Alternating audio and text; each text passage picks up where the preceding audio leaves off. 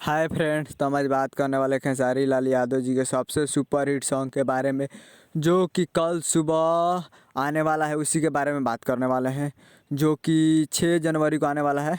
तो आप लोग तैयार रहिएगा 6 जनवरी को, जो कि आपको स्क्रीन के ऊपर दिखाई दे रहा कि जूता के कमाल बा। सिप्रा किंग है और इसमें फिट में है रक्षा गुप्ता जी, और ये लिखे हैं पवन पांडे जी, और इसमें म्यूजिक दिए हैं टिंकू तूफान केसरी जी। तो आप लोग को उम्मीद होगा काफ़ी दमदार और शानदार सॉन्ग होगा। तो आप लोग जाइएगा, एंगल म्यूजिक पे आ रहा है कल सुबह में। तो उम्मीद करता हूँ वीडियो अच्छा लगा होगा।